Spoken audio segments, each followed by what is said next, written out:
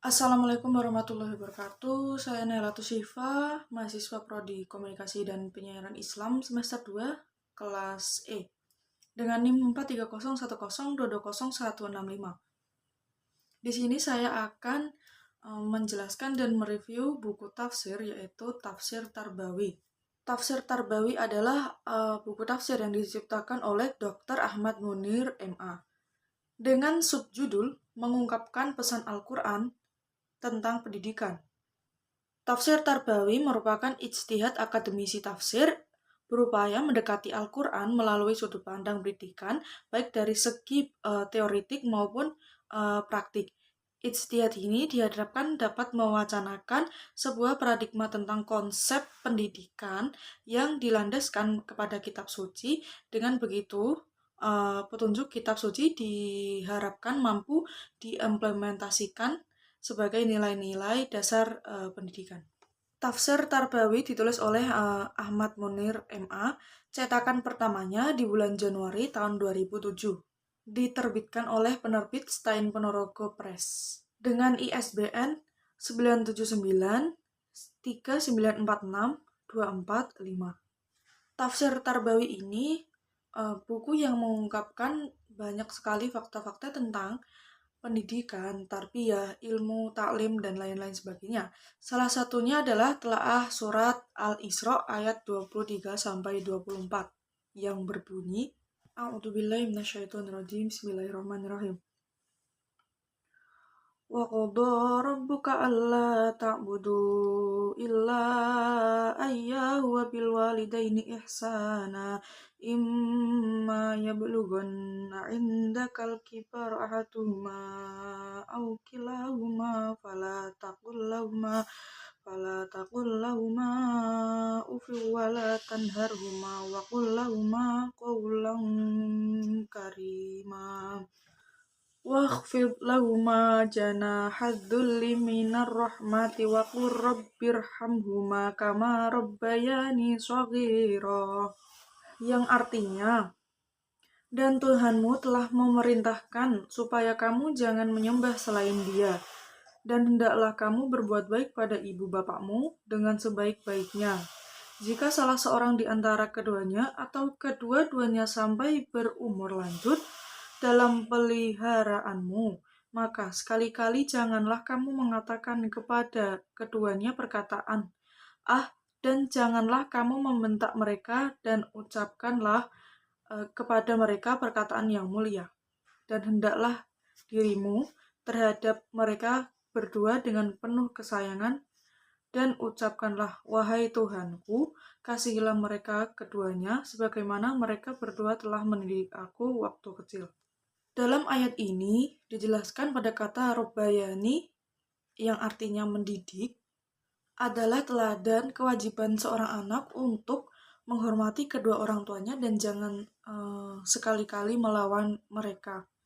Ungkapan tersebut merupakan doa seorang anak kepada orang tuanya yang telah mendidik anak-anaknya dari kecil hingga dewasa, dan sebagai bentuk rasa syukur kepada Allah Subhanahu wa Ta'ala. Sementara imbalan yang harus diberikan anak pada orang tuanya terdapat pada kata waqadha. Waqadha secara etimologi memiliki beberapa makna, di antaranya adalah perintah, lalu penciptaan, kekosongan waktu, keputusan, kehendak, dan janji. Sedangkan ketaatan yang harus diberikan seorang anak kepada orang tuanya, Al-Quran mensifati dengan beberapa aspek. Yang pertama ada ihsan. Kata ihsan berasal dari hasanan atau husnan, yaitu ungkapan untuk mengungkapkan sebuah kebenaran ataupun keindahan. Ketaatan tersebut tidak dikaitkan dengan sifat keduanya, apakah dia kafir atau muslim, karena taat atau janji atau pengabdian tersebut harus dilakukan atau dilaksanakan.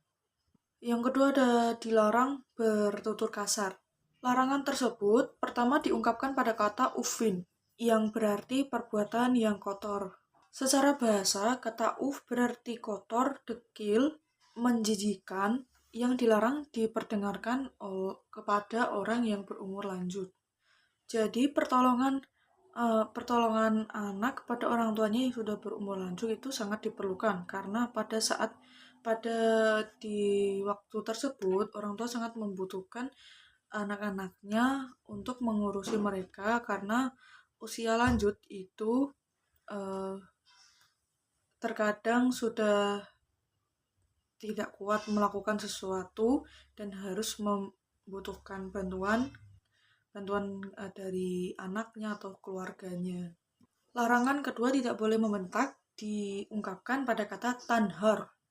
Secara etimologi, nahar artinya menggali atau mengorek kulit yang bisa mengalirkan darah. Ibnu Katsir menafsirkan kata ufin adalah sinonim dari kata nahar. Ufin sendiri berarti ungkapan yang menyakitkan, sedangkan nahar adalah perilaku yang menyakitkan dapat menggoreskan hati, baik secara fisik maupun psikis.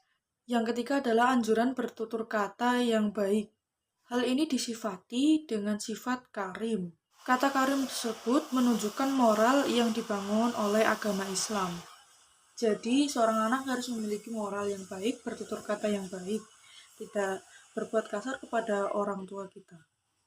Yang keempat ada sikap ramah.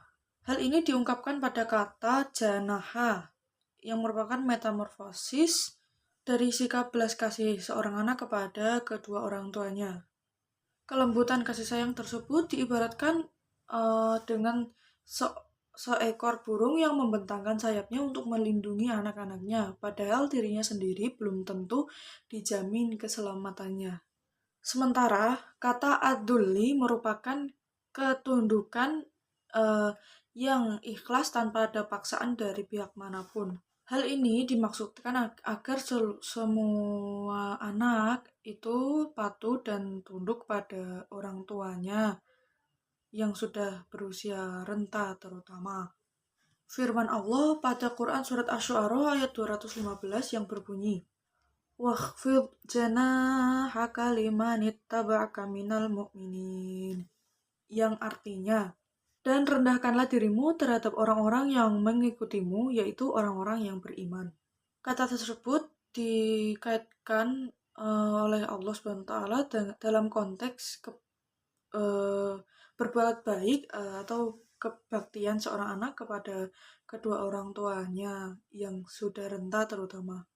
Jika sikap kita untuk menghormati kedua orang tua adalah seperti Quran Surat Asy-Syu'ara ayat 215, maka orang tua harus bersikap demikian, tidak boleh mencontohkan yang buruk. Jadi anak-anak atau kita sebagai anak itu bisa mencontoh yang baik-baik. Oleh karena itu, tidak ada orang tua yang mengharapkan anaknya dalam kegagalan. Tetapi karena ada keterbatasan sesuatu hal, seperti keterbatasan ilmu pengetahuan ataupun yang lainnya, orang tua memasrahkan anak-anaknya untuk dididik atau diajari oleh orang lain, seperti memasrahkan anaknya ke pondok pesantren, menyekolahkan anaknya ke sekolah formal yang dididik langsung oleh seorang guru atau tenaga pendidik, Pak Kiai, dan lain-lain untuk menjadi seorang yang lebih baik, walaupun orang tua tidak bisa mengajarinya secara langsung.